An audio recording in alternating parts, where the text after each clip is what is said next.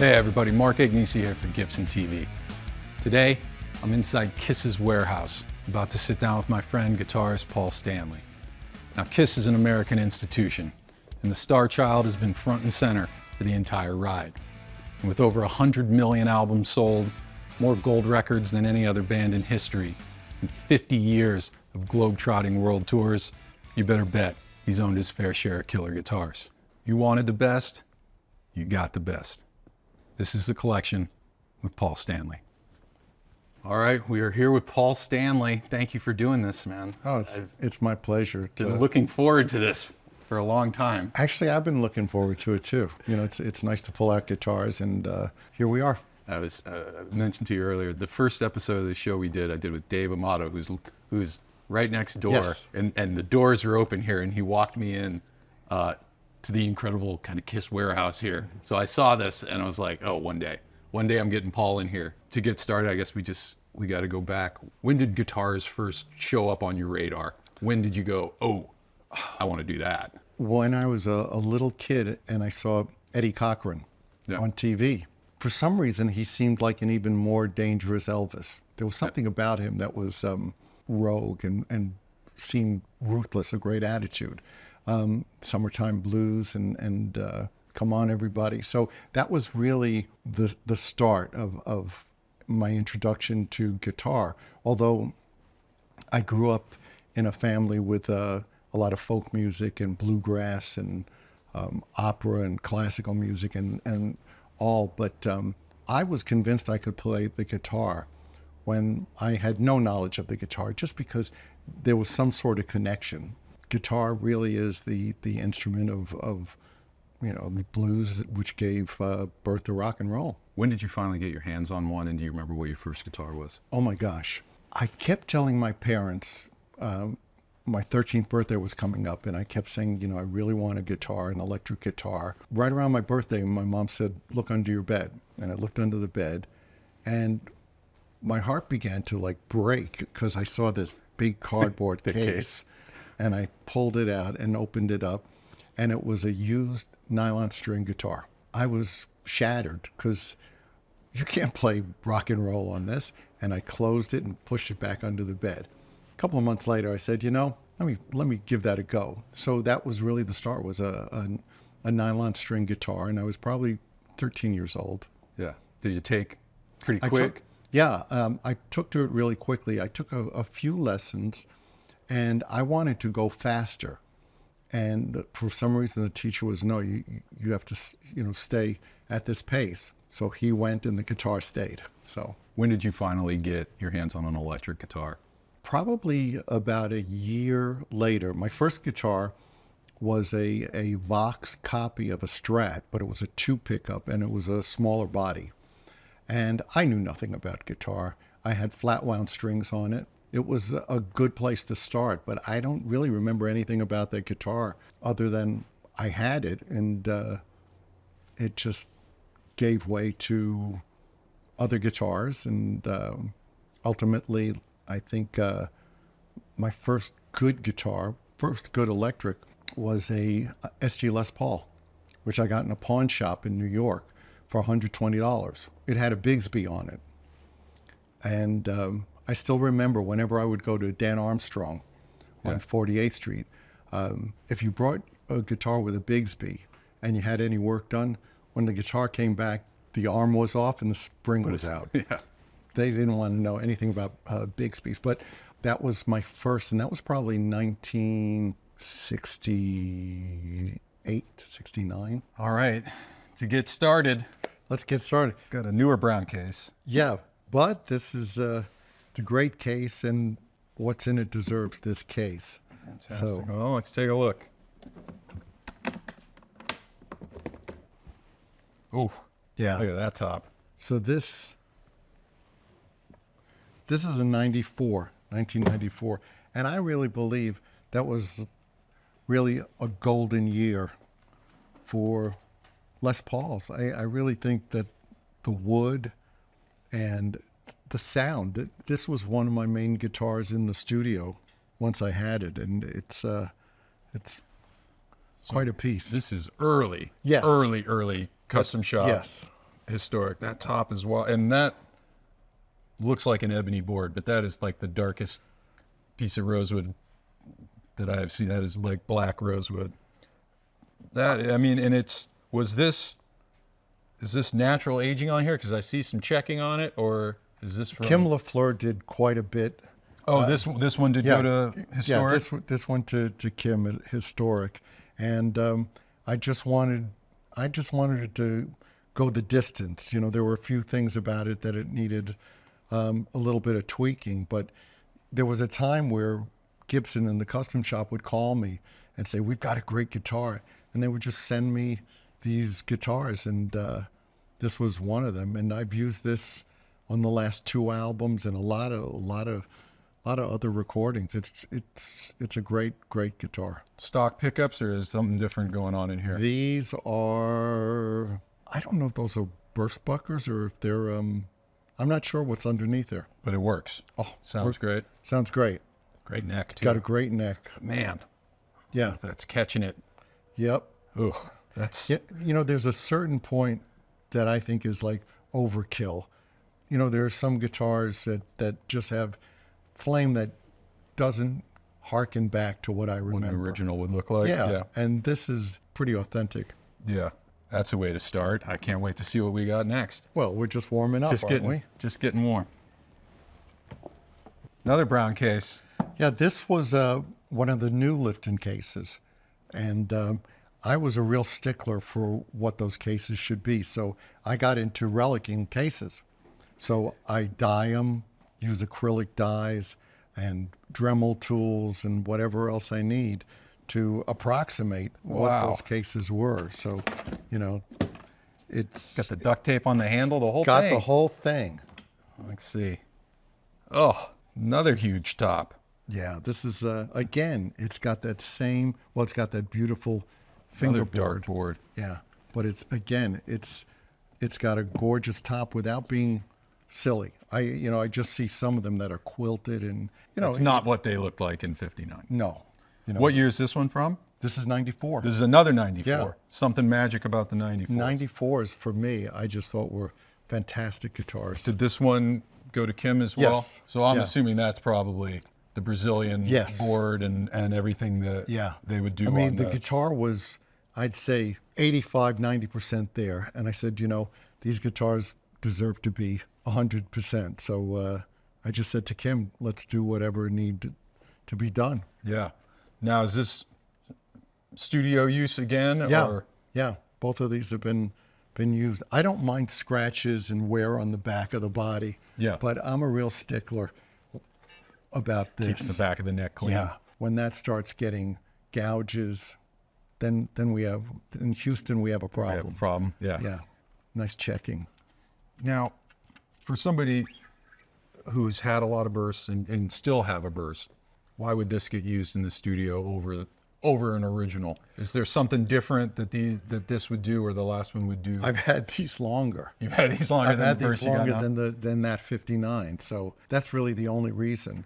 And these are great recording guitars. Yeah. When we would go through all my guitars, these two in particular were guitars that just sounded great. Yeah. You know, they not only look great, but they sound like they should. And this one came just directly from Gibson as well? Yes. Yeah, this is from those days when Gibson would call me and say, you know, very excited, "Oh, we've got this guitar you have to see." And they would send me these guitars, and it was like Christmas. I would open them up, and invariably I'd want to keep them. Yeah. Oh, man. Well, that's two good ones. Very nice. All right. This case looks kind of 70s-ish. Yeah, maybe. yeah. I forgot all about this guitar until recently. It was kind of weird. Gibson got in touch with me at one point and said they were trying to make a classic vintage style Les Paul. And they sent me this. I said, leave the top blonde because the bursts that they were doing at the time weren't great. So I actually sent it to Strings and Things in Memphis. Yeah. And they did the top. This was an early attempt, and they've come a long way. Yeah. You guys have come a long way since this. Now, the shape is wrong. It's really stout up on the top. It's really weird. Right in here. Yeah, and here it's just clunky. Yeah, this whole bout is kind of weird. Which is crazy because we were making Les Pauls at that time for the shape to be. Yeah, I mean, and even good this, top. it's just. This was so this is what? Late 70s, early 80s. So, I mean, this kind of is before the Leos and the strings, and it's got a 59 serial number, but it's impressed instead of inked on, double ring cloisons instead of single. This is a first attempt. Yes. This is a first attempt. Where did this come from? Where did you? I got that directly from Gibson. This is still Kalamazoo at the time? It's really strange. The bevel, the dish on the top. The dish on it's not right. I don't know if it had these DiMarzios in it when I got it or if I changed them out, but these are early 80s DiMarzios. And what was your set? Was it like super distortions? Or yeah. These? Yeah. Yeah. As a rule, they were usually super distortions. Interesting. So you said this was blonde. Yes. When you got it. When did the finish get on this? Right away. I sent it right out because. So Strings and Things did this right. Yeah. You know, it's an anomaly. It's a weird one, and it's got more historic importance than really playability. It's kind of clunky. Based on what we're doing now, where we're 3D scanning original examples and getting top dimensions and carved dimensions and neck profiles, it's a little bit of a guesstimation in a lot of different areas. Almost like it was hand done because the shapes. Even the cutaway just seems, the horn seems wrong. Yes. But it's Gibson and it's real. Just interesting. And very cool. Okay, he's going back to bed. She's going back to sleep. See ya. Peace. Going back to the early days, who were your guys? Whose licks were you trying to pull? Who were your favorites? Who were your heroes? Well, I was so fortunate because New York had the Fillmore East. So virtually any weekend you could see all the, bands that I would want to see because I was pretty much an Anglophile. Although, look, I'd seen John Lee Hooker and I certainly knew blues. I liked what people had taken, particularly in England, and it evolved it to. I saw the Yardbirds when Jimmy Page was still with them, and that was fantastic. I would have to say I was always more enamored with what I might be able to do as a rhythm player than as a lead player. I wanted to hold down the fort. I wanted to be the foundation of what was going on. Again, Jimmy Page was and is transcendent. He's on a different level.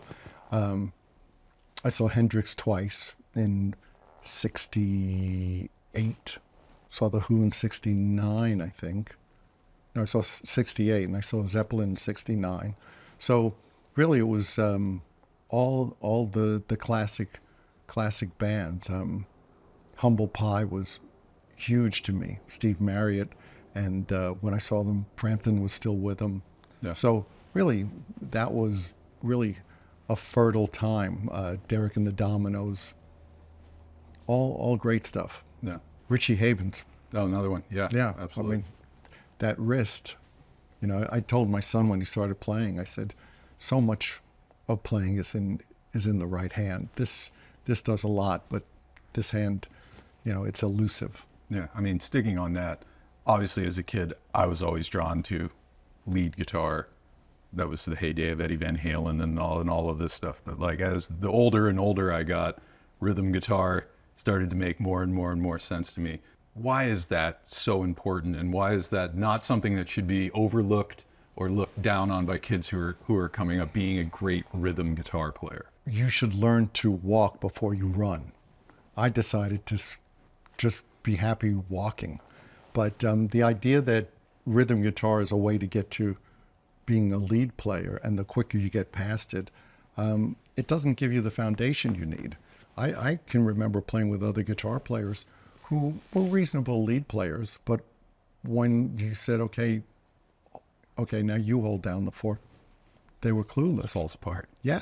I hear lead players where I go, well, that's pretty astounding, but what does it mean? Eddie Van Halen was different because he was, again, transcendent. He took a genre and turned it into something else. But, you know, I'd rather hear one great note than seeing somebody hammering and tapping and, you know, it doesn't mean anything. Keith Richards, same thing. You know, just a great player who can hold things together. And that's always been much more appealing to me. Maybe I'm lazy, but that's always been much more intriguing to me is what you can do either with voicings, but what you can do with, you know, with your right hand. No. Do you still chase it? Are you still looking at guitars? Are you on reverb like the rest of us when you were on the road this past year? Do you stop off? Are you checking local Craigslist for deals? How did it go? I don't think that deals exist anymore. It's all relative. Yeah. You know, if a guitar is a deal at $300,000, that's a pretty big. When you buy your first burst for $2,200 bucks, it kind of makes the bar kind of set. It really does, because, you know, I tell my kids, you know how much Hostess cupcakes used to be? They were a dime. My kids can't believe that. But yeah, there was a time where a great guitar cost $120. The guys in Mata Hoople once told me the story about being, I think, in Texas. And this was the days where you could really go into pawn shops and they had used guitars. You know, they didn't know anything. And there was a sunburst. They said, how much is it? And the guy said, like $100. They went, $100? He went, $80.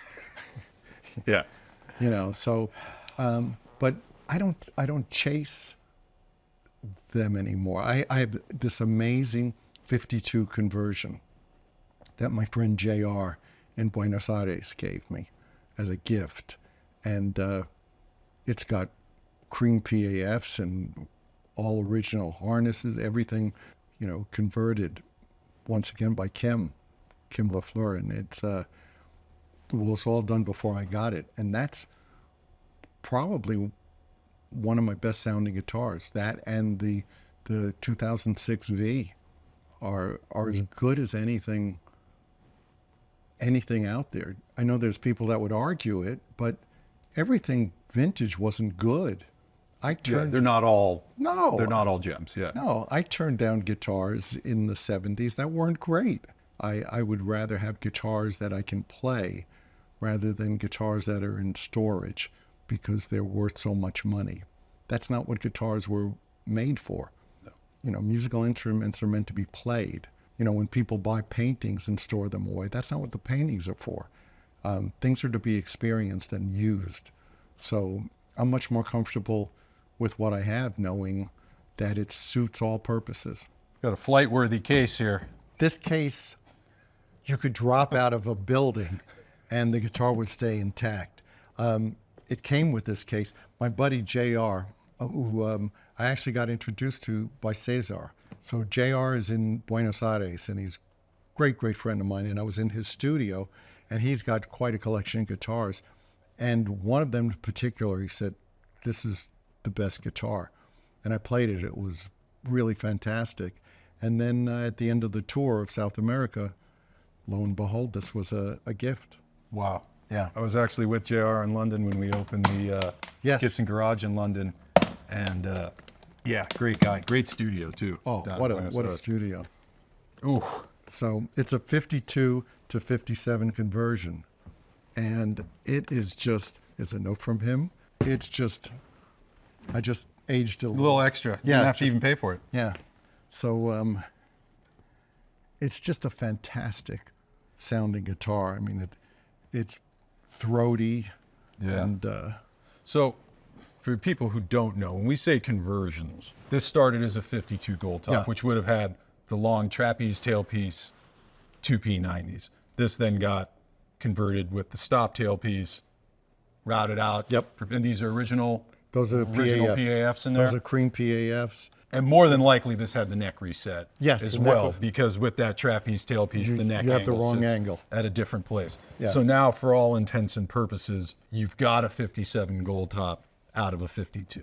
Yeah, I mean, everything there is as original as it should be. To me, I just go, what's the difference? You know, it's a really fantastic guitar.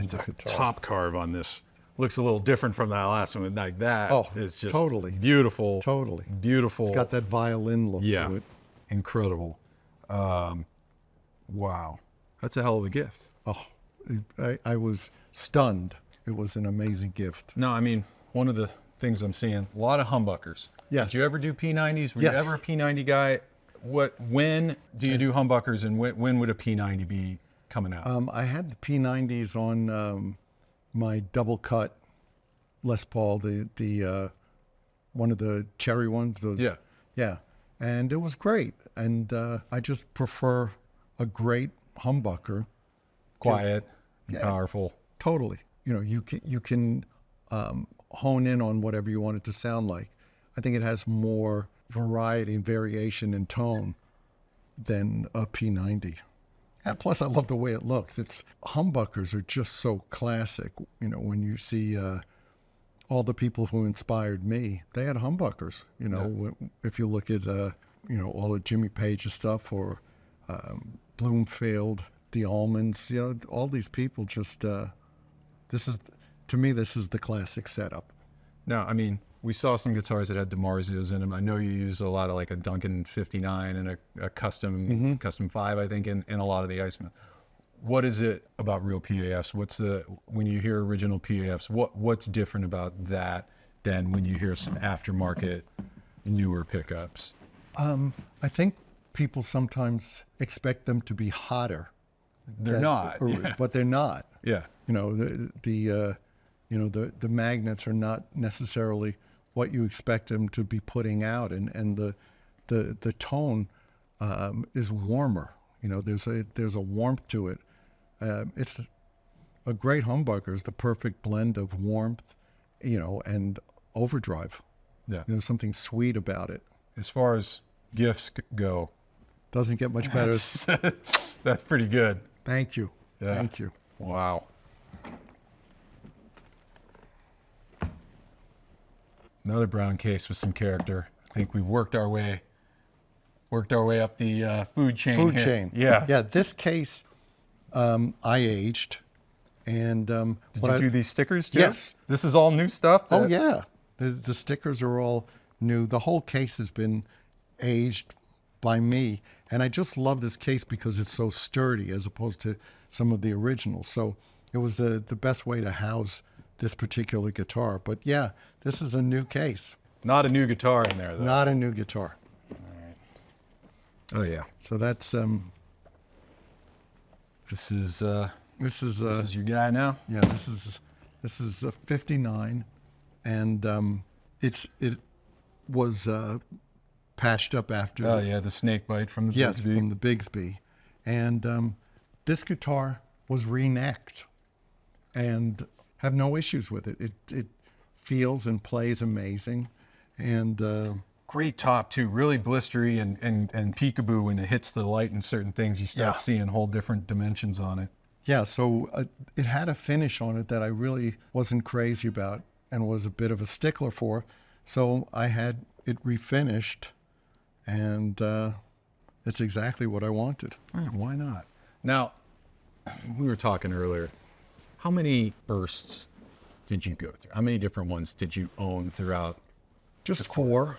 I Just think four. four. Yeah, just four. You know. Were those first three all part of the batch that when you kind of sold everything, or did you have one after that? I had the 59 that's Beauty of the Burst, the Stanley Burst that's on the cover of that, and a 58.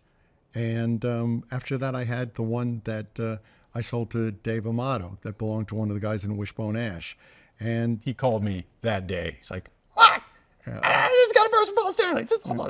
Yeah, love Dave. and that led me to this. To this? Yeah, and it's everything that I would want.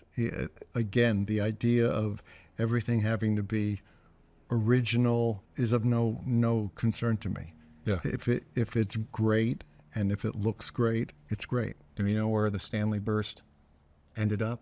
Have you been able to keep tabs on that guitar over the years? I believe I know where it is. Yeah.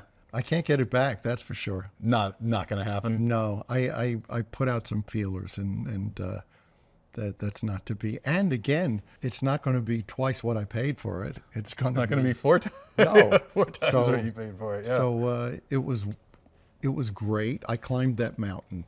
Yeah. I had it. I loved it, and I love seeing photos of it. We move on, and this is great. It's a great guitar. Sounds great, and it's a 59. You know, it just needed some love. Yeah. Where does this live? Does this live here in the warehouse, or does this live at the house? This lives. All my guitars right now live in the warehouse because I don't have a house. I'm in between. Yeah, we are building a new house. So until that's done, everything is here. But this is something that would probably stay close by you when the house is done. Sure. I mean, the idea of being able to plug it in or any of these guitars and play, that's the idea. You know, I don't want to store things away. I want to play them. I want to use them. That top is just so great. And the color, just perfect honey, lemon burst. Yeah, fantastic. Well, I'm glad to see you still got one in there. I want one, you know. Yeah, I just don't want to, you know, take the money from my children's college fund. Different shape. Different shape. Man cannot live on Les Pauls alone. I've tried. My first legit guitar was SG Les Paul. Yeah. For $120. I happened to be at Guitar Center on Sunset one day. I saw this guitar and I picked it up, and it was fantastic. I just went, that's going home with me. And this has been, for the last 2 albums, this was Tommy's go-to guitar. So really? This has been used extensively in the studio. So this is just a off the floor at Guitar Center custom shop, what, 61 Les Paul SG standard. And it's a fantastic guitar. I mean, it is, to me, everything that an SG should be. I mean, the neck's right, and it's just, being all mahogany, has that really throaty sound to it. It's well, I mean, for a guy who has so many Les Pauls, when would this come out instead of a Les Paul? What does this do or give you sonically that the Les Pauls don't? Well, it's certainly not as, it doesn't have the top end again. That's great. Yeah, got that that's good. Clunky, you know, great neck to it, and it was Tommy's go-to. By far, it was the best sounding guitar he played in the studio on the last 2 albums. So this was his go-to, which made me really happy. Yeah, but man, I mean, it goes back to what I was saying earlier, and that's that every old vintage guitar wasn't great, and there are guitars that are being made today that embody everything that you wanted in those guitars. And again, this is a home run. Just makes you remember that first SG when you pick it up. Totally. Yeah, they don't all have to be $1 million vintage guitars. No, there's to do it, you know. No, there's a mystique to that, and I totally get it. It's all about what you hear and what you feel, and there are guitars today that are fantastic. Oh, this is great, man. Does the thing. When the band was getting started and times were lean, you probably had whatever you had. Was there a guitar that was on your list that was like, oh man, as soon as we get paid, I'm getting one of these? Was there like that dream guitar that you had when Kiss was first starting out? Sure. Again, back to Dan Armstrong and Charlie LeBeau, who worked there. They had Goldtops and Sunbursts, you know, some really great guitars. And I think back then they were about $750, $850, which was way out of my price range. But I used to look at those guitars and think, you know, one of these days. And in the 70s, I decided to start collecting. And I really wanted a great model of each guitar that I loved. So I think the first burst I got was a 58 with cream humbuckers and was a great guitar, and that was the start. And then people started coming to the shows. Yeah. And when we would pull in, there'd be people there with, brown Lifton cases, and it was very cool. I had a 58 V. I got in Houston for $3,600, and with the case, and I'd never paid that much. My first 58 Sunburst was $2,200, and then I slowly started amassing guitars, and I had the great 59, which is on the cover of Beauty of the Burst. Yeah. And I can't remember if I paid $5,000 or $10,000 for that. And that was just Either way, it was a good deal. But it was an obscene amount of money at that time. It was just, it must have been 77, 1977 maybe. Yeah, it was 77. And that was a lot of money. And I just started buying, great examples of all these different guitars. And we had a band playing with us in Indiana and in that area, a progressive band called Ethos Ardor. And the guitar player, Will Sharp, had a double neck on stage, just a fantastic, classic Gibson double neck. And I asked him about it, and he said, "Oh, I have a whole collection." And I went to his house, and he had just every, permutation of double necks. And I said, "You got to sell me something." So he sold me the Sunburst double neck, the SG. I think I paid $900 for that. Wow. Then there was a Les Paul custom, the SG custom, and there were two J200s, I think it was a 39 Rosewood J200 and a 55 blonde.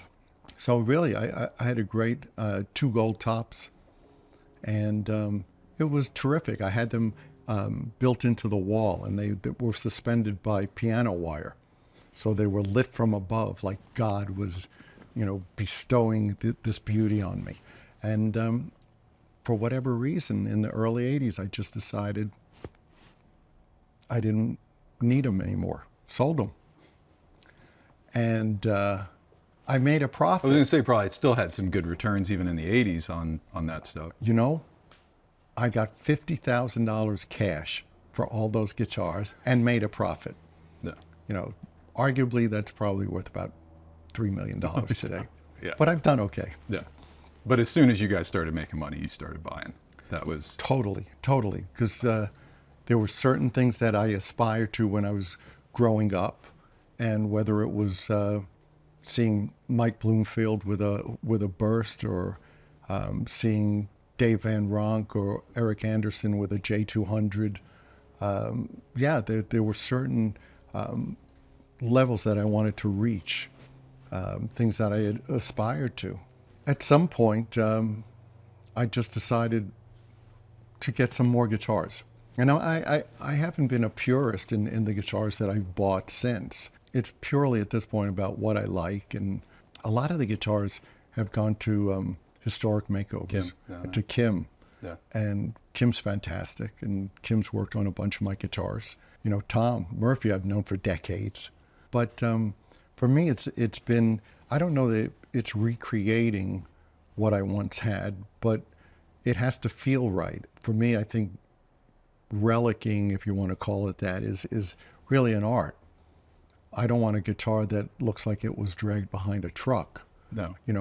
I want something that's user-friendly because it feels like it's been played. Yeah. You'd mentioned people bringing guitars to shows and stuff. What was guitar shopping like? Tell me a little bit first about the New York scene, because you guys never got seen it without the makeup on back then. Like, how is that going into stores and finding stuff back in the day?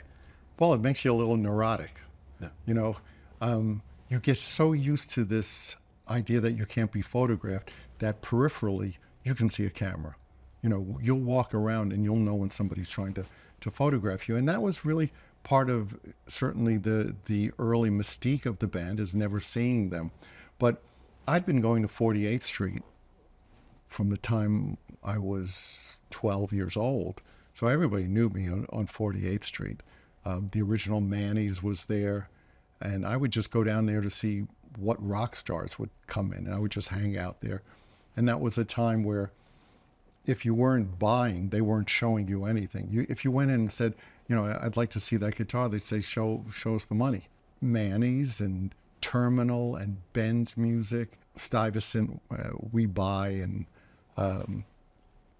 it was home for me. I sometimes would skip school and go down there.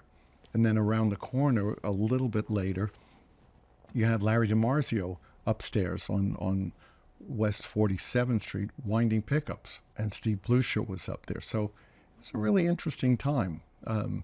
And 48th Street was a magical street. It's a very different time than now. You didn't have paparazzi per se. Yeah. So you didn't have people hiding in bushes taking photos. You know, there was the odd man trying to get a photo, but you weren't stalked. Really, at that time, I was taking the subway. You know, it was life was very much an everyday kind of thing. Yeah, this case has seen some life. Yeah, We only got one latch left, so this will be easy. This will be very easy. So, here we go. EDS-1275 in sunburst. Yes, That's don't see cool. those. Yeah, you don't see that very often. You don't see those. I actually, when I got it back, because it was from my original collection, I sent Jimmy a picture of it. He was saying, "Well, it's back where it belongs." So this was from my original collection. Just for the viewers at home, when you say Jimmy, you're referring to Jimmy Page, right? Referring to Jimmy Okay, I Page. just want to make sure that we're all clear on that. Sorry. That was Jimmy Page we were talking about. I don't want to name drop, but it happens to be part of the story. So yes, I was showing him that it's back home. This is the only guitar from my original collection was offered back to me. Oh, so this did get sold and then you were able to get it back. Yeah, and the person who bought it, great person, I didn't know he had actually bought it, passed away, and it was offered back to me. So may I? Yes, it's the necks on here are just fantastic, particularly the 12. It just has a a little narrower. Yeah. So you were telling me earlier, you said you went to somebody's house and they had every iteration of double neck. Every iteration, I was just stunned to see, the mandolin and the six and this and that and the arch tops with the binding on. Yeah, them. the early versions. Every version of the guitars, and I said, "You got to sell me something," and he sold me this one. I'd love to know if he still has that collection because I'm ready. But it's a fantastic guitar. I played this on King of the Nighttime World on Destroyer, and I kept this neck open so you'd get a little bit of that resonance, the sympathetic ringing from the 12. And I played on here, and this is the guitar I played on that. Was the sunburst a selling point to you when you saw it, or were there others? And a double stinger. Yes, double stinger on the headstocks. Yep. I don't know if I've seen a double neck double stinger before. That is really cool. Yeah, it was very, very interesting, and it was very much in keeping with his guitars. All his guitars were so unique and so collectible. And when I saw this, I had never seen a sunburst double neck. Yeah. Well, I mean, technically, but up until those early ones were all one-off. Yeah. I just saw a photo surface the other day of a woman that had one that was an electric banjo and a 6-string with a Bigsby. With a 5-pole banjo PAF in it. And I was like, I never knew we did that, yet here's this picture of it. Elvis had a cool one too that I think was like a bass 6. Yeah. Like a 6-string bass and a thing. They were so unique, and then this kind of became the model. But Sunburst is great, and double stinger. Double stinger. Come on. Very cool. Come on. Very cool. And I just love, these necks are, particularly the 12 is unlike most of the 12s that I've seen. It's you can really get around it. Yeah. When did you get this back? I got it back this year. Oh, this is like recent. Yes, I'd say a year ago, if that, I got it back. And first I received a photo of the case, and the case says on it, I think it says back to Paul's apartment. So that never came off. Never came off. And when I saw the case, I swear it was like somebody was coming back from the grave. Yeah. It was like you're getting a picture of like a long lost, child, and it was like, oh my God, of course I want it back. I got it back. The toggle switch, the cap I have, and it's in 2 pieces, so it just needs to be put back together. Yeah. And this bugs me because that wasn't there. That wasn't there. It looks like somebody hit a table or something. And I was just talking to my son Evan and going, I got it back, and it's great, except it was in better shape when I had it. Oh, that's cool to have it back, though. They do come around. Yeah, it's terrific. Is there anything else from that original collection that if you had a chance to get it back, you would be like, oh, I should probably do it? Not at the prices they're... Not at the prices that they'd be going at. No, it just goes back to, it just goes against my nature. When you're talking about hundreds of thousands of dollars. For something that you bought for $2,500. It's just, God bless the people who have it. I don't want it back. Yeah, but it's nice to have this back. You betcha. Yeah. Oh, Kiss history. Flying V. This is, of course, a Flying V case. And for this last tour, I wanted another V. I wanted something that felt classic and maybe a guitar that never existed. Yeah. So I got my first of the custom Vs and started work on it. Oh, so, yeah, I remember seeing this on stage. Yeah. So this is it's a great guitar. What I did was I moved the jack from here to here. It's much more practical than trying to get a cable coming out of the front. And like on the 61 SG Customs, that vibrola piece is so terrific. So on the guitars that I used to do for Washburn, we had a long piece. Yeah. And I had it cut because I like being able to palm when I want. So I had this cut down, put on this stop tail piece with tunematic, thicker, bigger frets. I don't know what pickups we ultimately went with because we changed them quite a few times, but also contoured the back. Yeah, with the belly cut. Yeah, so it's terrific because it sits much closer to you. Yeah. And so you get a little bit of a tilt to it. And I was always partial to Vs with binding on them. In the early days, I had Charlie LeBeau make me a Flying V with one short wing. This wing was shorter, and he thought I was crazy. But I wanted binding because Albert King had that V. On Lucy, yeah. Yeah, this is a terrific guitar, and this was on the end of the road tour. You had a few of these, right? Yes. 'Cause I saw there was like a silver sparkle one and maybe a couple of these black ones. Pretty much all of them, except one. They were all this. Yeah. I loved it because it's a V that never was. It's got the character and the personality of a classic old guitar.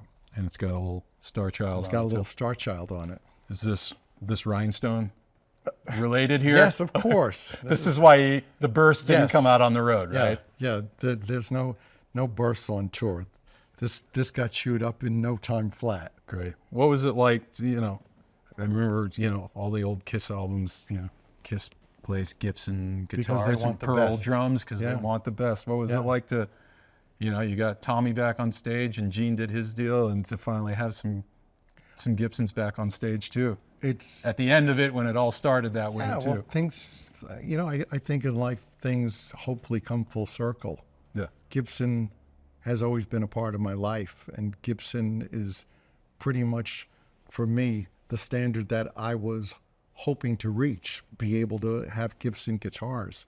So it only seemed appropriate to me, beyond having a Flying V on this last tour, having a Gibson. This guitar is, again, everything I would want it to be. And it sounds fantastic. And matter of fact, I gave JR one of these that I played on tour.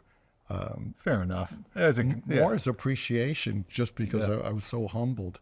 And he said to me, it's a monster. I mean, in the studio, it sounds fantastic. It's a guitar that you should be making. Well, we'll see what happens here. Now, these, a long history with these, and I remember the black one with kind of the mirrored pick guard. I think it just had the one single pickup in it. Yeah. I mean, I know you said you like asymmetrical guitars. That's a pretty symmetrical guitar, but in terms of classic guitar designs, I mean, for me, that's one of the coolest of all time. It's as good as it gets. It's just funny because when I see some of the players who use them, I remember seeing the Kinks. Yeah, and with the peg here, and so yeah, I have one here and one here. So because I like a guitar to stay close to me, so it doesn't start swinging. Yeah, Dave Davies had a great one. Kenny Hensley had a great one, and Uriah Heep. Yeah, just with the wrap instead of a tune-o-matic and a stop tail. I mean, was that just to leave enough room to add a little bit of extra flair on there? Yeah, but you still got intonation and tune-o-matic and all that stuff. I'm a big believer in you want as much downward pressure as possible to resonate in the guitar. So this is a nice way of doing it. Yeah, saw that one on stage not that long ago. Yep. Cool. Well, anybody who's a fan of Flying V's, got to have one of these too. You got to. Kind of can tell by the case what's in here. I was a stickler with my original V. Of course, you had the case. And nowadays, if you don't have your original case, it really is more suspect, especially with the amount. Especially with Korina guitars, because there's so few. Yeah. Wrong case is kind of not a good start. So, I thought this was vibey. So my friend in Canada, Gordon Miller, who has a GM Vintage, he was making cases. So I was like, well, yeah. I taught him how to relic cases. And I guess in return, he made me this case. He hand sewed it. And, wow. That's, it's great. It's cool. And we all know what's inside of it. So this is a 2006. Quite honestly, I wasn't crazy about the guitar. And I didn't find it very playable or friendly when I had it. There were some things about this guitar that I loved. The aesthetics, clearly. I mean, it's such a classic instrument. For a recreation, it still wasn't perfect. I know that what you guys are doing now is about as good as it gets. But in 2006, it left something to be desired. So I called Kim, and we went through it. Wound up with this, which is arguably my best sounding guitar. Really? It's a fantastic sounding guitar, and he did a great job on it. The neck wasn't right. The neck was a bit clunky. Now, it's terrific. So this is the 59 reissue, which pretty similar to a 58, I suppose, but great weight. Yeah. Great weight. When you had the original, how often would that come out? That was in the studio. Whenever I was in the studio, that was in the studio. So again, it was played on Destroyer. It was one of my go-tos for the studio because I couldn't take it on tour. It would have looked like one of the other. What do you find the Korina does? Because obviously different than a maple topped mahogany guitar and different than an SG and all that kind of stuff. Did you notice a tonal thing with these guitars? I find them, again, throaty is what comes to mind. I don't find it that different than a mahogany body. I mean, Korina isn't. It's in the same family, similar family, yeah. But as far as the aesthetic of it and the design, I think, aesthetics affect how you play. Perhaps it brings something out in the player. I think all guitars do that. You don't play the same on one as you do on the other. And this is, during rehearsals for the tour, whenever I would have this guitar, all the guys would say, that's your best sounding guitar. Yeah. It's just, I mean, perfection of design, just stunning, everything about it. And this rubber piece. The rubber pad. Yeah, it's and the Raise logo. There's just so much stuff that I could go on for days. you know, that's basically like the automobile mentality into a guitar. So this is very much something that you would see on a car. Cadillac Yeah. or whatever, yeah. Yeah, so this is a terrific instrument, and it really is, you know, I'm not trying to convince myself or anyone else, but it's really, again, an example of you don't have to have something that's super old to have something that's great. Yeah. To me, this pleases my aesthetic of wanting, you know, something vintage looking without having to find it prohibitive. Yeah, absolutely. Fantastic. Now, I've watched a lot of old video of you guys from the early days. It showed back then and it went all the way through the career, but like watching old club footage of you guys in New York, there was Marshall stacks and there was stuff. And the generation of kids today that are like, I've got a gig bag and a Kemper. You guys were in New York bringing all that. Like, how long did it take you guys to load in? And how did you even get the gear to the club to put on that kind of spectacle in a club back then? We brought it. Literally, we had no road crew. I would go rent a truck. This was a truck rental situation Oh, yeah. to get all the gear in to play a Totally. gig. There was a place in Long Island City called Public Service Rentals. You know, I'd get a milk truck, whatever was available, and we would load the truck. Some of the band loaded the truck. Some of it sat and didn't load the truck. But we would load the truck and go when nobody was at where we were playing, because we wanted that mystique of, wow, these guys are important, as opposed to seeing us in the afternoon carrying our own gear in. Yeah. We had somebody who was a friend doing sound, which wasn't much of a challenge. What we lacked in terms of technique as players, we made up for it with piss and vinegar and ambition. No. I mean, Kiss was never a critic's band, and even today I just get so pissed. I see people in comment sections talking about Kiss, but it's like, really, you guys invented the rock show. When people think today of what a show is, where there's explosions and pyro and lights and lasers and you flying out through the crowd and spitting blood and breathing fire and guitars catching on fire and stuff. I mean, you guys created that. The Kiss DNA is in everything that everybody does. Yeah, I think what we were was a wake-up call to audiences to not accept less. Because when we were first starting out, I was going to shows and bands thought they were doing you a favor by showing up. And it's like, wait a minute, I paid to see you. Not only show some respect, but do something. We really wanted to be the band we never saw. No. What if? What if the amps were this tall? What if the drums went up in the air? What if, you know, and each one of us added a certain element to it. And early on, I remember thinking, you can't have four guys on stage talking. You know, you need a focal point. You need somebody to direct things. And pretty much the first or second show, I said, everybody back up. I'm doing the talking.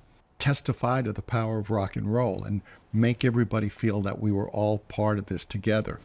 And historically, that's what we've been and what we are and what we will always be. The other thing I think younger generations, younger than me, don't understand is just how influential your band was. I mean, I personally think Kiss is probably responsible for more kids picking up guitars and drums and starting bands than any other band other than maybe the Beatles. And I think the great thing about it is that the vast majority of the bands that have come along are unlike us. The idea isn't to copy us. The idea is to be inspired by us. It's about self-empowerment. It's about saying hard work can yield all kinds of rewards. Doesn't mean it's easy, but that's how you find out how much something means to you and how passionate you are about it. No.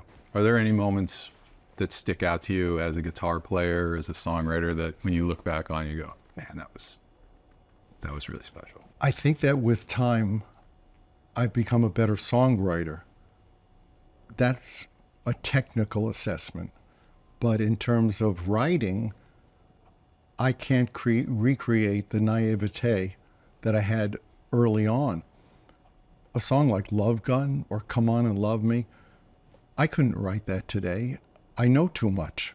Yeah. And there's qualities in some of those early songs that I see and kind of admire the lack of knowing what I was doing. I Was Made for Lovin' You is an interesting song, but Rock and Roll All Night, you know, the story was we went to the owner and president of Casablanca Records, and he said, "You guys need an anthem." And back then there was no such thing. Rock anthems, they didn't exist. I said, "What do you mean?" And he said, "You need a song that your fans can identify with and represent who they are." And the example he used was, I Want to Take You Higher, Sly and the Family Stone, or Stand. They were anthemic songs. And I went, okay. And I went back to the hotel, which was the Hyatt on Sunset. And I picked up my guitar and I just started playing around. And I want to rock and roll all night and party every day. I want, and with that push forward. And then I went and knocked on Gene's door and said, what about this? And he said, "You know what? I've got this song called Drive Me Wild." And he had the verse. Really proud of that. That song is so anthemic that we've had to end the show with that for 45 years, you know. And I have to say, you know, the last 20 some years with Eric and Tommy have been, for me, the best years of the band. It really became the band I hoped it would be. It was the progression from the beginning of the band to a much tighter and more precise version. The last 20 plus years with Eric and Tommy have been a great way to end this and to go to the next chapter of what the band will become. But songs, yeah, Detroit Rock City, Love Gun. Love Gun is one of my favorite songs, and it's quite simple. But if I tried to write a lyric like that today, I would go, well, that's kind of moronic. Yeah, and beautifully so. Yeah, it worked. Yeah. Yeah. We've reached the unplugged portion we have. of the episode here. Nice big brown case. Interesting, you know, this case was even more pristine when I got it. From sliding it in and out of its shelf, these are done by me. This case was... I mean, it's still really nice. Yeah, it was pristine. I've always been partial to these guitars, and I saw this one became available, and it's a 54 J200. It goes back to the days, you know, I remember in the West Village in New York going to see Dave Van Ronk play. He had a J200, and Eric Anderson had a J200, and you know, over the years, I was always taken not only with the pick guard, but the mustache piece down here. You know, it was just a very special looking guitar. And I had two of these in my original collection. And when someone passed away, and the granddaughter, I believe, said this was available, I said, sure, of course. So it's a very nice guitar. I mean, again, aesthetics. It's just such a classic looking instrument. That color is so great, and the thickness and curl of the pick guard. It's a very unique and immediately identifiable instrument. Yeah. It's the king of the flat tops, man. Yeah. How's the back and sides? We got some curl. Again, kind of peekaboo. Yeah. When you move it around. Man, that is a clean guitar. Yeah. Well, it's one of those classic stories about a guy who had it. It never left his house. Yeah. So what's happening is weather related and climate related, but the guitar itself is pristine.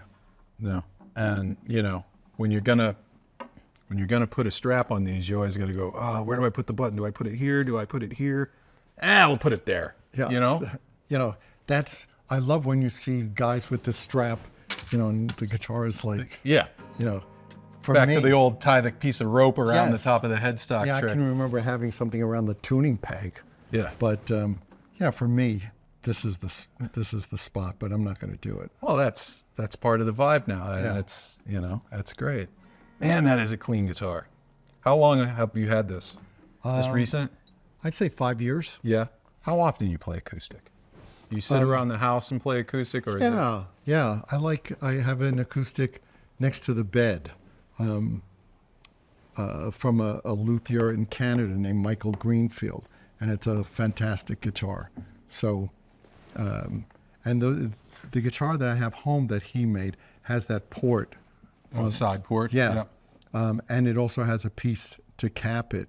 I had him do that because my hearing on this side is non-existent. So, but I like playing acoustic. You know, if you have a guitar, you always have a friend. Yeah. Any songs start on acoustics for you? Yeah, some of the later songs. On Revenge, there was a song, Every Time I Look at You. Hard Luck Woman was an acoustic song. Yeah. Yeah, there are certain songs that you couldn't write on an electric guitar. I mean, again, I've been blessed that I grew up with so many different kinds of music. My parents, I remember taking me to a hootenanny, you know, to hear the Greenbrier Boys and all kinds of folk acts, and that's as important to me as what came later. You know, I think the more you understand the roots of music, the more you bring to it. And that's coming from somebody who's had smoke machines and bombs on stage. Another big jumbo case. And one that's had some wear and tear on it. You didn't do the aging on this one? No, this is called history. This is the road did the aging on this I one. think this guitar is from the late 70s, I think. I've had it forever. I love this guitar. Got one in the back.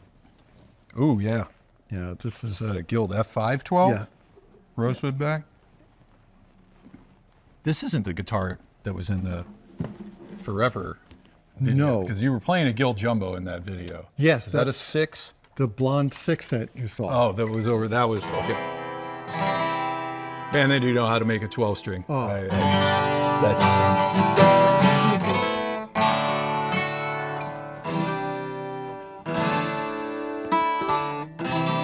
So, I mean, was this the Hard Luck Woman?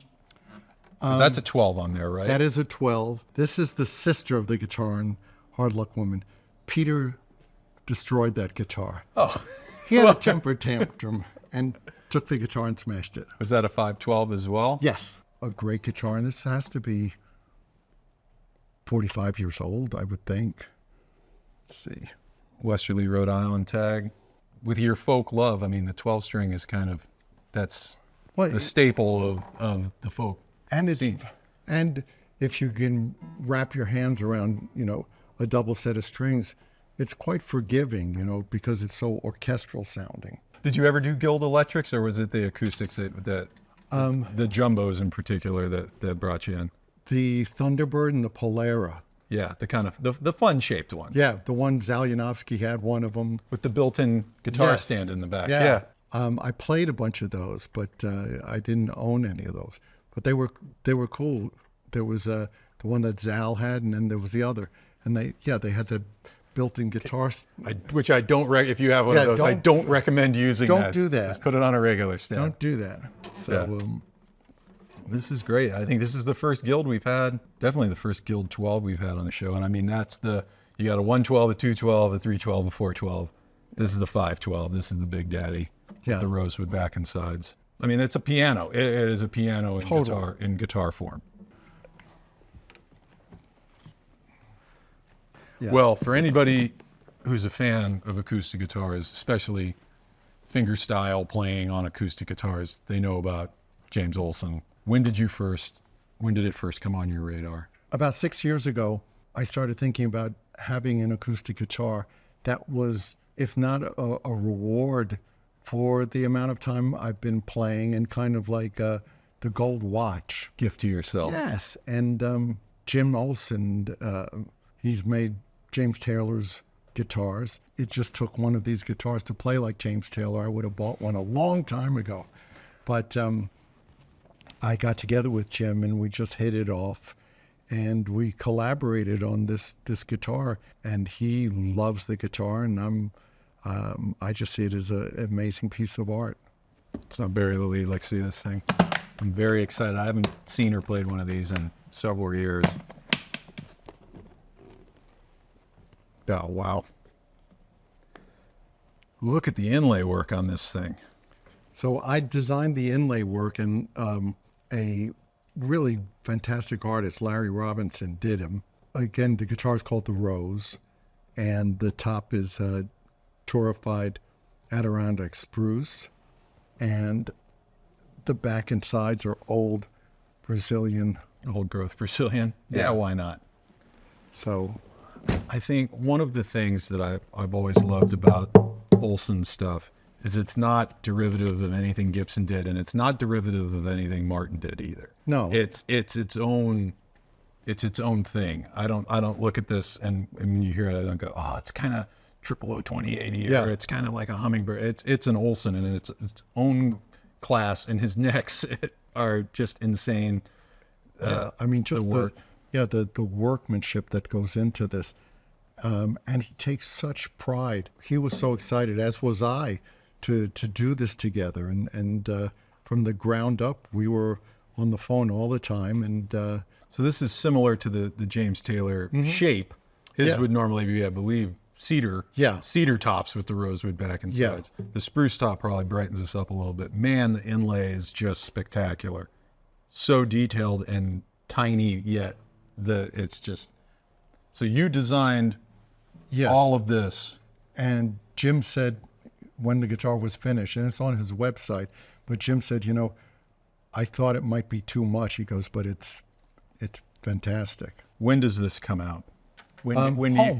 This is sitting on the couch. Yeah, it's a home guitar, and it needs a home. So we're building one because it spends too much time here, and again, I need to spend some time brushing up on playing, because these guitars deserve to be played, and played well.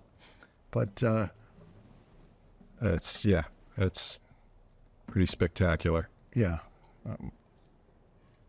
I was just on the phone with him today, and he's just a wonderful guy, and has more orders and has more requests for guitars than he can ever handle. Yeah, I mean, I would rarely get them, but occasionally one would come through, and they wouldn't stick around for long because the wait list, I know, is years and years, and when one comes up, sometimes it's easier to just get one that's already in circulation than wait, but you ain't gonna see another one that looks quite like this. That's pretty spectacular. It was interesting because when we first spoke, he said, well, I'm done for the year and this, that, and the more we spoke, he said, I'm going to get to work on this. And it's really a product of love, the excitement to turn something out that's a piece of art. Yeah, truly is. First Olson we've had on the show. Getting a couple of firsts today. That's spectacular. I always kind of group the guitars. There's two kind of groups. There's the studio guitars, and then there's the stage guitars. And when I think stage guitars, there's really only three bands. I think of Kiss, I think Rick Nielsen from Cheap Trick, and I think Dusty and Billy from ZZ Top. You guys kind of made stage guitars a thing. Were you playing the old stuff on records and bringing out the other stuff? Was it all interchangeable? Was it these guitars are for the show on stage, and these guitars are for me at home while I'm writing songs and in the studio recording? That's a great question. I used to love bringing out the good stuff, the collector stuff, when we were in the studio. So the Doubleneck is on King of the Nighttime World on Destroyer. The 58 V was on a lot of that stuff. So yeah, there were things in the studio. It was a time to bring out things that you couldn't practically tour with. Given the way I played on stage, and given the outfits with studs and all kinds of metal, you destroy all the really collectibles. So the guitars that I played on stage, most of those guitars were very much akin to those collector's guitars, certainly in terms of construction. When I did the first PS-10s, the Ibanez guitars, really, honestly, if you close your eyes and play it, it's a Gibson guitar. It's spec'd on one of my old Vs. It was mahogany with a maple cap. You know, you put a great set of humbuckers in it. You do the blind taste test. It is what it is. So the guitars I played on stage were for stage, but I also used them in the studio. All those guitars are really, really good guitars. Obviously, I'm partial to Gibson guitars and Gibson shapes, but ever since I was a kid, outside of Gibson, my favorite non-Gibson shape, when you think of Mockingbirds and Warlocks and all these different other things, the Ibanez Iceman is by far my favorite non-Gibson shape. There's still one. The Jay from White Zombie had like a green one with the white stars on it. I saw that when I was 12 years old. I wanted that guitar so bad. The cracked mirror ones, all of that. Tell me a little bit about how the PS-10 started and how that relationship started. I wanted to have a signature guitar. That's, I think, every musician's dream. I was in Japan, and I met with Hoshino, with the Ibanez people. And at that point, they were very, very receptive. It was really interesting to have a board meeting with me at the head of the table. And I said, you know, you make great guitars, but I don't think you know why they're great. I found pretty much an obscure shape that they had, which was that design shape with a very odd pickup on it. And I said, I want that shape. Somehow it also reminded me of like the Rickenbacker bass. The 4001 or 3 bass. Yeah. So, and I always like things that are asymmetrical, whether it's a Firebird or an Explorer. So I wanted those kind of qualities. I sat with them and explained what I thought made some of the guitars that are made in America so great. And they were very, very receptive, and made probably 3 prototypes. They wanted to know, you know, it was like, tell us, teach us. And it was a great position to be in. And those guitars are terrific. Very interestingly, I've had some guitar players in other bands go, oh, your guitar sounds so great. What are you going through? And I'm going, well, it's this guitar through a good amp. That's really, it went back to basics. It went back to a mahogany body with a maple cap, humbucking pickups. Set neck. Neck. All of that. And the set neck has always been important to me because I came from a folk background also. And the idea of a bolt-on to me has always seemed a bit like hardware. It's not as organic. So yes, I've had bolt-on necks, but as a rule, that's just not, it doesn't feel friendly to me. Now, you mentioned the cracked mirror guitar. How did that, you kind of mentioned how it came about. Did Ibanez make that for you, or is that something that you had made locally? Or No, as I said, everybody at Ibanez at that point and for years afterwards were very receptive to my input. And I remember talking to somebody at Ibanez, and the whole idea of doing a guitar with mirrors on it was, they thought I was out of my mind. Yeah. But I had seen Noddy Holder with Slade, and back in the day, he had a top hat with mirrors on it. And when the spotlights hit him, these beams went out, and I thought, gee, let's cover a guitar with, you know, multi-facets. And we pulled that off, and up until the last tour, I was still using versions of that, although I have the original here, and it has blood and DNA, you know, where I sliced my fingers. yeah, it's cold. That's steel, right?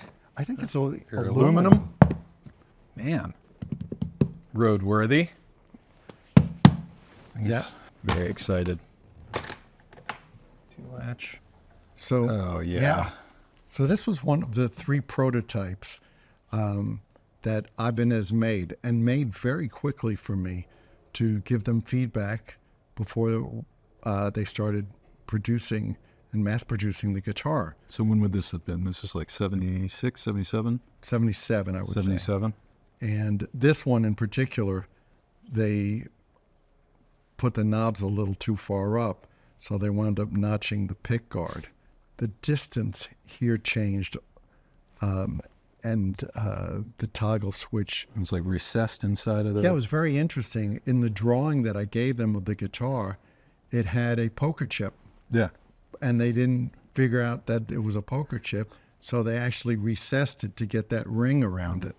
Wow. And like all of the ones that we had, they have a bone and brass. Oh, wow. I never knew that. And the theory behind it was that it gave you that brightness, but also gave you the warmth.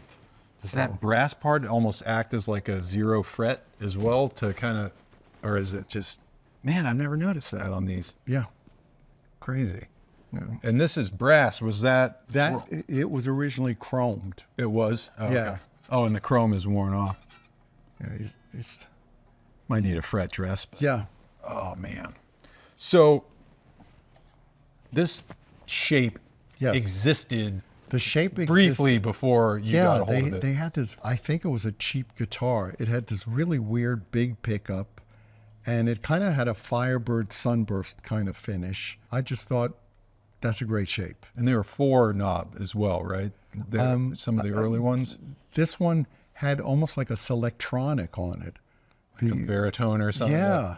Later on, Ibanez started with those Icemen because I think it was a way to make the guitar without having to pay me.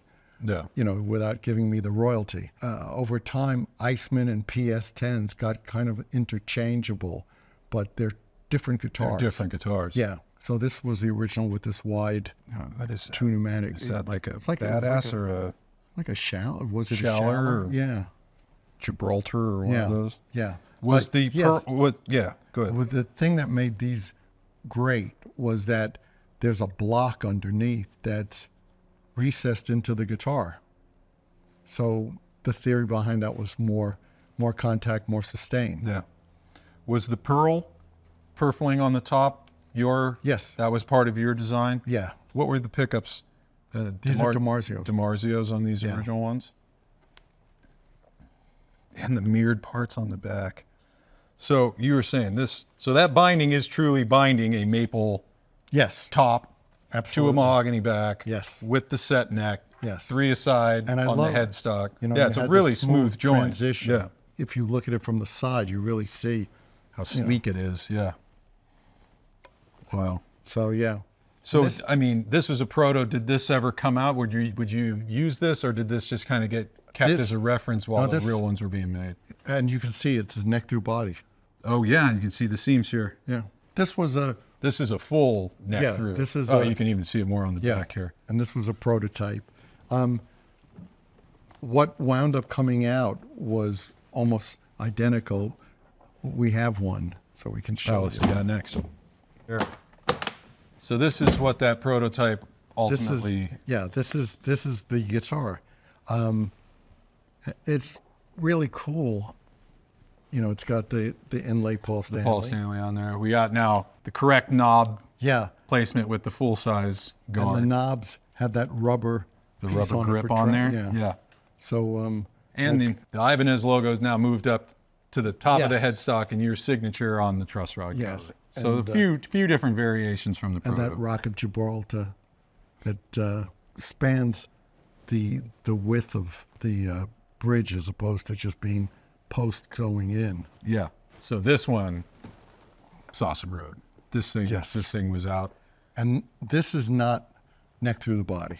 This is a set neck. Yes, this is set. So that changed from the protos as And well. it's a 3-piece neck, but it is mahogany, as you can see, and it does have the maple top. So this was officially then for sale 1978. Yes. Yeah, and I was playing these. It was spec'd off a V I had, I'm pretty sure. You know, it's not an unfamiliar feeling guitar. Yeah. It's because I wanted a classic guitar, classic feel. One of the most recognizable guitars in rock. Just one of my favorite shapes of all time. It's so unique. Kind of, like you were saying earlier, kind of Rickenbacker, 4001, but also still kind of Explorer. Exactly. And then down here is where they really get original with the point. Interesting, because that kind of, I was ambivalent about that at first. I was kind of like, well, why don't we just do this? But actually, it was cool. You know, my original idea was, no, let's just keep rounded off. Rounded. So, I mean, how many shows do you think? Oh my gosh, hundreds. Guitar saw? Hundreds and hundreds. All around the world. Yep. For years and years. There's your brass and bone. And the brass and bone again. And the Grover. Those Grover. Yeah, patent pending with this. You get a little extra, little Starchild on there. Yeah. You know? Nice. Pays to advertise. Yeah. Love it. One last guitar. Want to end on a high note. These were, you know, what was the norm for road cases at a point. You know, this was how we transported guitars. You didn't have big road cases like what it's sitting on. You just had these things. This houses a very special guitar because it's the first of its kind. I think I know what it is, and I hope it is what I think it is. And there it is. Now that's got some wear and tear. That's, oh man, you know, that's, well, we were talking about recognizable guitars in rock and roll. And bring it this way. That is definitely up there. That's the original. I've never had a chance to feel, oh man, it is textured. Oh yeah. There's this some brownish stuff. Might be my blood. You know, there's definitely some blood in here because all these edges on this original one had to be beveled. I filed because like this one stood up above the guitar. And right where you're going to reach for the knobs. Yeah. You know, you bleed for your music. Yeah. So this is the first, and it's heavy because it's glass. It's glass, and over time the plating has come off, but it's and it still has the abalone trim around it as well. Wow. So I mean, in terms of guitars that you've used on the road with Kiss, is this probably the most played stage guitar that you? Well, it's certainly, yeah, I would think it's the most played guitar, and it's also the guitar that I think is most associated out of the PS guitars with me. It would be, you know, the mirror guitar. Yeah. And this doesn't happen overnight. No, that's not, you can't fake that. Now, obviously there's been runs of these made stuff. So when did this like get retired from the road and you started using the newer production ones? This has been retired for decades. Yeah. Decades, you know, because with time, the reflective material became lighter. At one point it was a thinner mirror, and then at one point it becomes plexi. It just reached its point where if we ever need to clone Paul Stanley, yes, there's so much DNA on this guitar, they could figure it out. We could bring you back. And this, on this guitar, this one, the pickguard's metal. Weight was not a concern when building this guitar. This is when we go back to talking about stage guitars. Yeah, this was built to be a showstopper on stage, and obviously it was. And a backbreaker. And yeah, there's nothing light about this guitar. There you go again. With the brass and the bone. Yeah. This is history. This is, you know, this kind of sums it all up. I have stared at this as a kid for hours and hours and hours in guitar magazines. It's kind of surreal to be standing next to it, I got to tell you. I mean, with this one, I mean, is this ever going to be auctioned? Is this ever going to be thing, or is this sticking with you?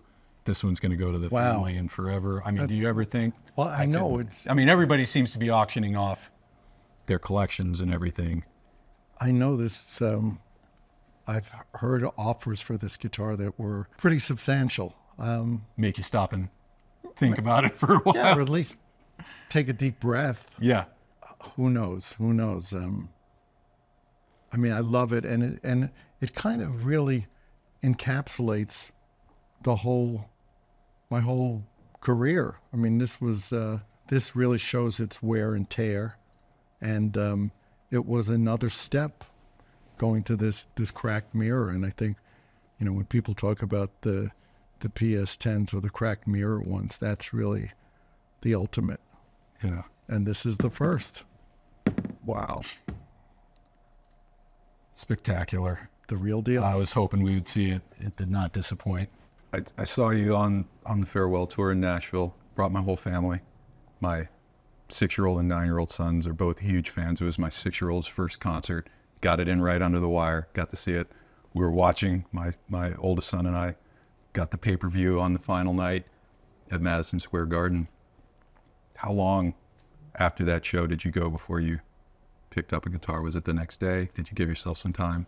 Really good question. And last week I was trying to figure why I haven't picked up a guitar. And I played a couple of guitars in here, but really I haven't played much, and I couldn't figure out why. And then I thought, if I started playing, I was afraid that I would miss playing with the band and doing what we do. That's my DNA. Yeah. I just needed to back away for a bit. It's 50 years with Kiss. That's pretty phenomenal. And then to cut it off, at least in terms of being a live band, takes some acclimating to and adjusting to. So I needed a little time just to sit back and get my bearings. Are there's still songs in there? Stuff that you got to get out still? Do you think that there's going to be more Paul Stanley songs in the future? Yeah, I think so. I do think so. I don't think I can stop. I needed to stop and take a break. But the last thing I did was Soul Station. I just wrote a bunch of R&B, Motown, Philly soul type songs, because I grew up with that too. I saw Otis Redding. I saw Solomon Burke when I was really young. The guitar and writing, yeah, that's something that, as I said, I needed a little break from. But, when I hold a guitar, there's nothing that feels like that. I mean, 50 years of doing it with one band, you still love it? I mean, obviously it's done. I mean, did it ever feel like work? I'm sure there's got to be times it felt like work, but did it always feel like the best? The best. Yeah. It's always felt amazing. And I think to lose sight of that would mean you don't deserve it. To the very last night, going out on stage and doing what I aspired to do when I was a kid and when I was at the Fillmore East and every concert I went to finally, be that person and to have a 50-year career, to end it the way we did, was really exactly what I wanted. I wanted us to end in a way that was undeniable. I wanted it to end in a way that people could say, once upon a time, there was a band. And certainly there were a lot of unique bands, but there's only one Kiss. Paul, this has been so incredible. I want to thank you for taking your time to come out here, opening up the Kiss warehouse to us, and showing us some of these guitars I've been staring at my whole life. I really want to say thanks. It's important that people know that musical instruments become magical with what you do with them. And any guitar can acquire a history. All you have to do is make that history. I love the idea of being steeped in the past, but it's also important what you do in the present and the future. And what I love with Gibson is that the past is the foundation. Once it got taken over and Cesar came in and you guys came in, you reinvigorated and put the company where it belonged. It's a heritage worth honoring and saving. We agree. Well, we just need to get you back and playing again so you start missing it, so we can maybe we can get you back out and maybe get some new songs or something. I don't know. We'll see. Well, I definitely need to start playing. Paul, thank you again Pleasure. for being here. And I'm Mark Agnesi for Gibson TV. We'll see you guys next time on another episode of The Collection.